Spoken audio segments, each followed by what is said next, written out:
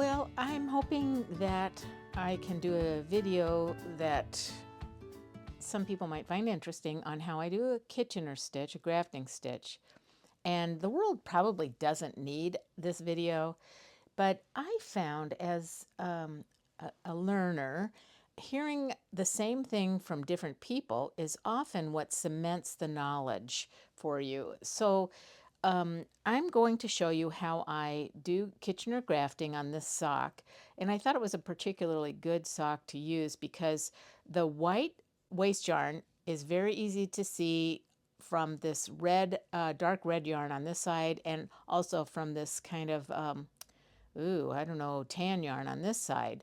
So it's all good. We got three contrasting colors. These tan stitches will be grafted to these red stitches with the red yarn, and the white waste yarn is pretty easy to tell apart. Now, the anatomy of this sock is that the end of the sock was at this needle right here. So the needle held the end of the sock at the beginning of the waste yarn, and I pointed out because it's a good landmark. Another good landmark is this hole, which in most circumstances we don't want to have holes unless, of course, it's eyelets in our knitting. But most of the time we don't like to see these holes. But at the toe, it's a very good landmark. And I always say embrace the hole because there's another one on this side. And embrace the hole because it helps us determine what stitches need to be grafted to what stitches.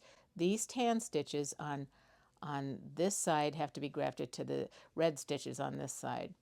Now, the hole is something that we can deal with. Even if we didn't deal with it in the way I'm going to show you, it would close up because the tightening of the graft stitches would naturally close that up. But I'm going to give you one other little hint, and you could take it or leave it. But what I do is I start my blunt tip needle threaded with the end of the red yarn, and I bring it up through a loop, I should say a stitch, at the bottom of that hole.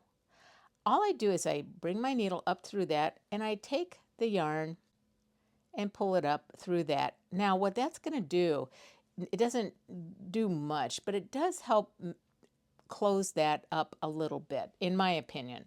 So that's the first move I make is I take my thread, I put it up through that. Now I'm going to go across the street here to this stitch here. These are the tan stitches that I'm going to first go take my needle down through and then up through the next one. As most people know, the Kitchener grafting every loop needs 2 stitches, except in the case of this graft, we will only introduce one thread through that one, and it turns out through this one over here. And then when we get over to this side, same thing. So in other words, we go down through this first loop, which we did, and we'll never see that loop again. All we need is to catch it and make sure it's not going to unravel. Now, I have come up through this one, and I'll see this loop again. Once I go over to this side, I cross the street, and I go down this first loop over here, the first red loop. Now, one little caveat, let me show you something.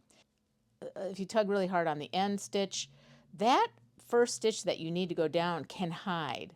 So sometimes if you're trying to tighten things up too much, you might inadvertently make this stitch go away, which you don't want. So we go down through that first one, and we'll never see that one again.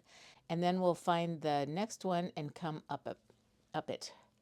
All right, so those are the setup stitches. Now what I do is I turn my work sideways because I'm going to graft from right to left. And I turn it sideways, and I recognize that the last loops I went through were over on the north side, what I would call the north side of this the sock, and I need to come back around to the south side to get one more yarn through that loop that we came up through. So I'm going to go down through that one and then up through a neighbor, and I will see that stitch again once I'm done going back over to this side. So we need to go add one more loop to that by going down it, and then we go up a neighbor stitch, go up it, and we'll see that one again. So it's a sort of going back and forth. Sometimes if you're nimble with your needle, you can go down the stitch you need to go down and then up the stitch you need to go up with one motion. Sometimes I'm good at it and sometimes I'm not. So there's that right there. And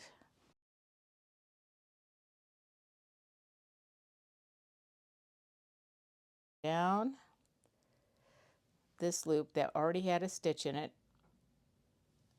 And what I do, you might see me peeking at the hole to make sure that I've only grabbed that yarn and not any of the waste yarn. It's so much more fun to take your waste yarn off your knitting when you haven't inadvertently snagged it. So as we're going through and getting this done, we're going down a stitch that we already went up through, and then we're going to go up through a stitch that will go down through again. As we're doing this, let me just say that you should check and make sure that all the stitches look pretty good, which they do. And I sometimes look and see how they compare with the tension in the rest of the sock. I will say it looks a little tight. It looks a little tight. That's sometimes I try to loosen my tension. As a hand knitter, I was a tight knitter, and when I do this Kitchener, I tend to make my grafting row a little too tight, but we'll just deal with it. I also would say that the presentation of this grafting row is, although it looks like it's on the purl side, because we're accessing purl bumps because of the roll of the of what happens with stockinette, right? That we all know that stockinette just loves to roll. So what we are doing is a right-sided Kitchener, and it's only because this stockinette stitch is rolling and presenting the part of the stitch to us that's with the inside purl bumps. All right, so we're grabbing the stitches. We're going down through a stitch that we've already come up through and trying not to get any of the white waste yarn, and then we'll go up through a stitch that hasn't gotten anything in it yet, but we'll see that one again. So here's a stitch. It's already got a red thread through it. We're going to go down. This is rather repetitive work. The first few stitches are maybe, I would say, possibly a little tricky, and then the last ones are a little tricky. And we'll get there and I'll show you what I mean. Okay, so looking at our work, we're doing pretty well. But again, I think my stitches are a little too tight. That will be evident when we get it off when we get the waste yarn off. I'll show you. It tends not to matter. A perfectly executed Kitchener graft is a lovely thing to behold, but I rarely achieve that. I think I get the job done, but I'm not that. Whoopsie! I keep splitting that. Yeah, my tension is the next frontier if I want to try to perfect my sock making.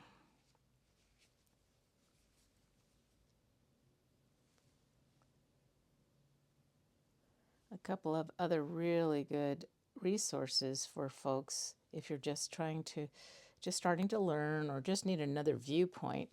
A couple of really good resources that helped me so much. One was I think it's linked in the files section of the Circular Sock Machine Knitting Group 2.0.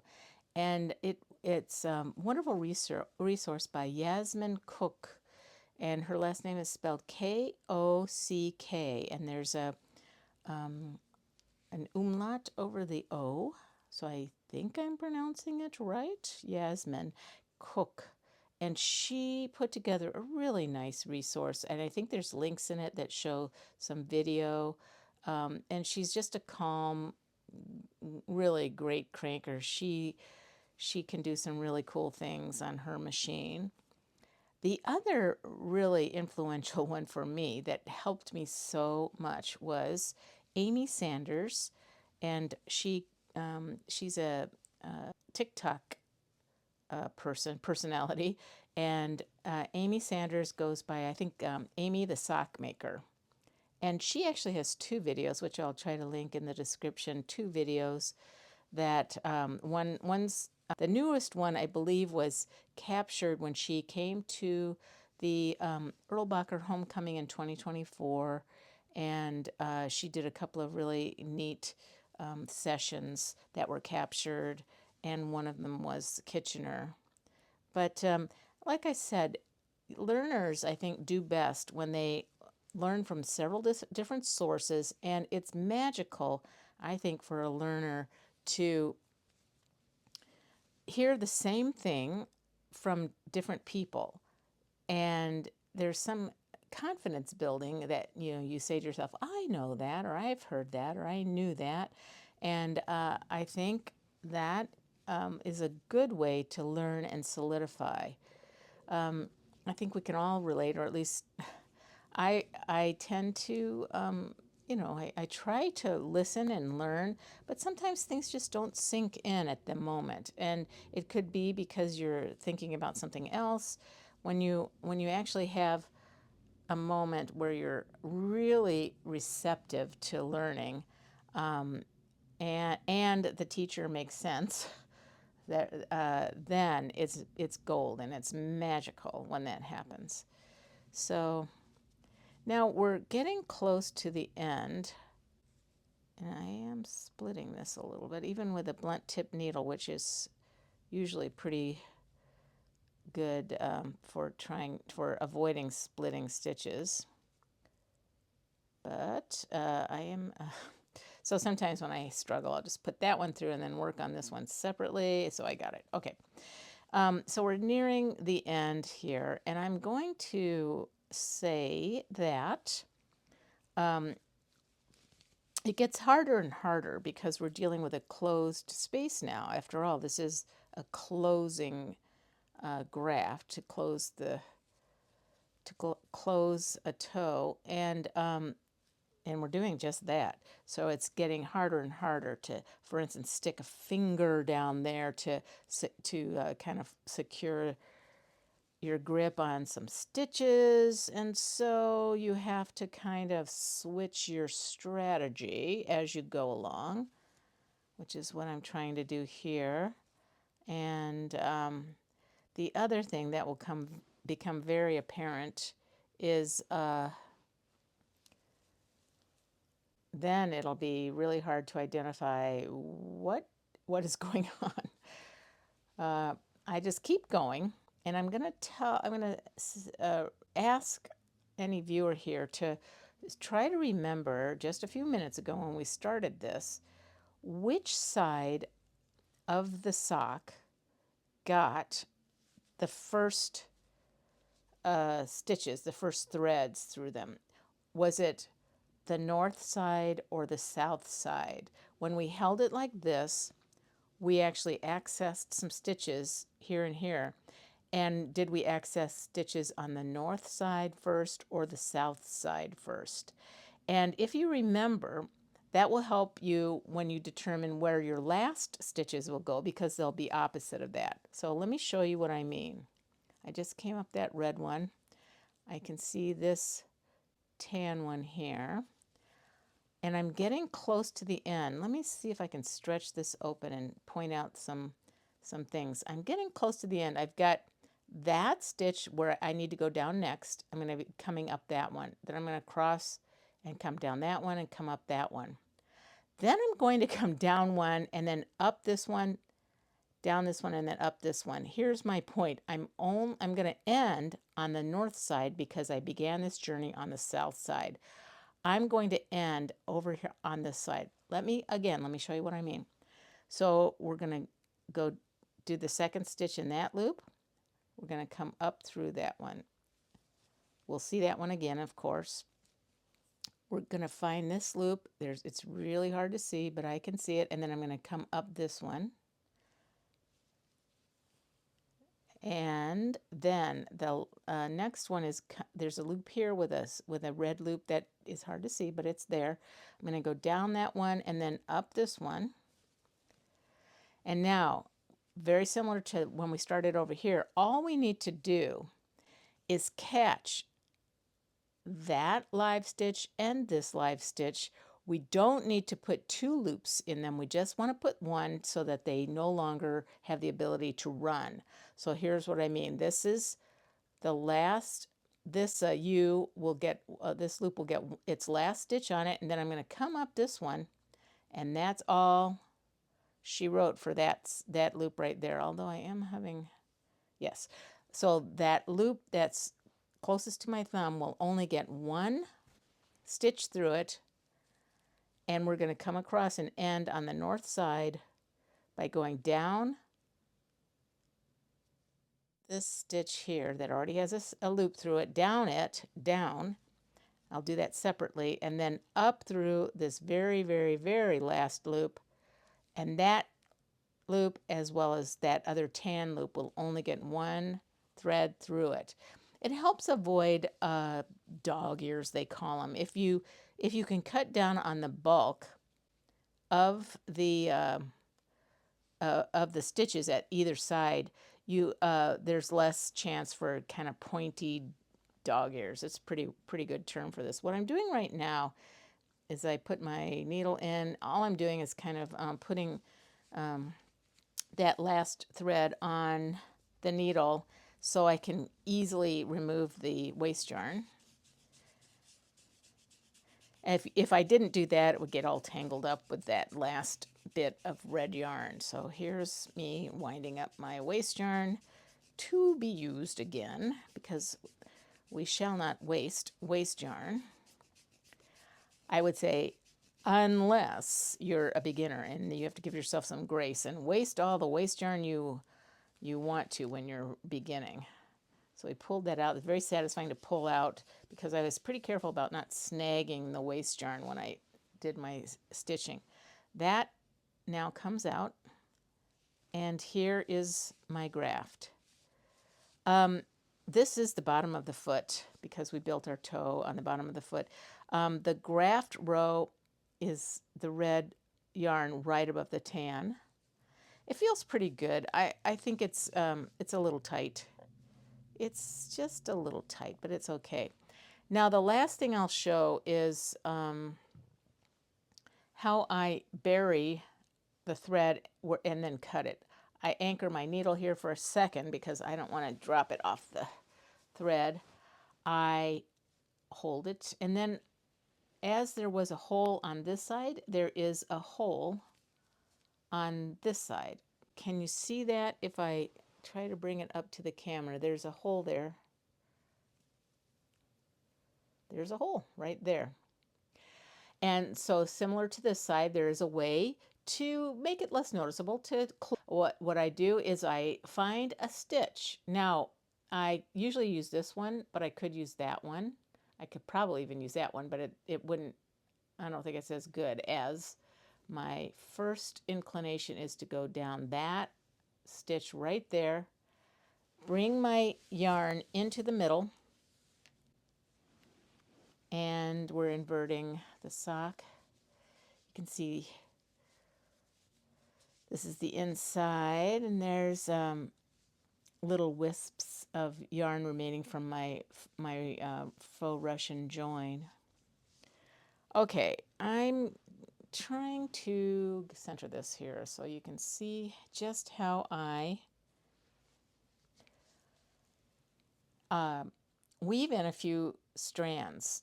Your choices are easy. You could do what I think is a very nice, easy ways. You wind your stitches up through this. I used to do it that way, and it's fairly secure to do that. And some would say it's less bulky and less noticeable on the outside. But here's what I do. I do a duplicate stitch on this sock.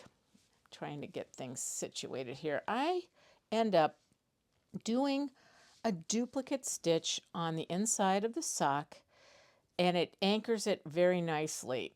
Now, it's certainly probably overkill.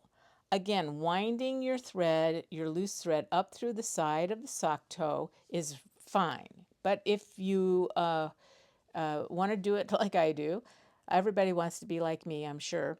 You do a duplicate stitch, which involves finding smiles and umbrellas. Smile and umbrella. Smiles and umbrella. The umbrella is where we will go down, and the smile is where it will come up. With a duplicate stitch, you come down through an umbrella, and you actually angle it very counterintuitively away from the direction you're actually headed. I'm heading from right to left, and you angle the needle over away from the umbrella, sort of to the right. Then you go back and find another smile just to the left of it and go back up through that same umbrella that we first came down.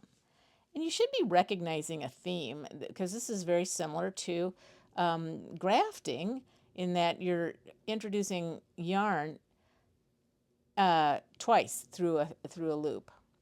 All right, so we are going to go up through a smile and head backwards, so to speak, up through an umbrella that we just came down before, and then find a new umbrella to the left, introduce the needle, and then angle our needle way over here.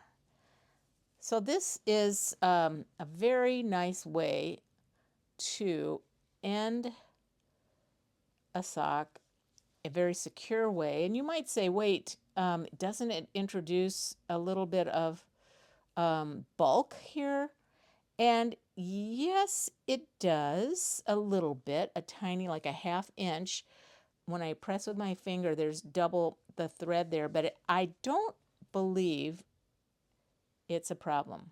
This will be my last one. I come up through a smile and up through an umbrella that's in this direction. So once I've done 4 or 5, I call it good, and I snip it. I might as well snip that guy there. And that is the end of my sock. Let's see how it looks from this side here. Let's analyze and see if we can tell if we have any dog ears. I don't really see any.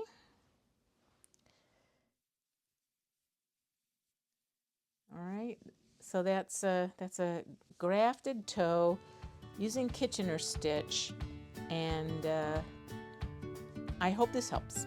Thanks for watching.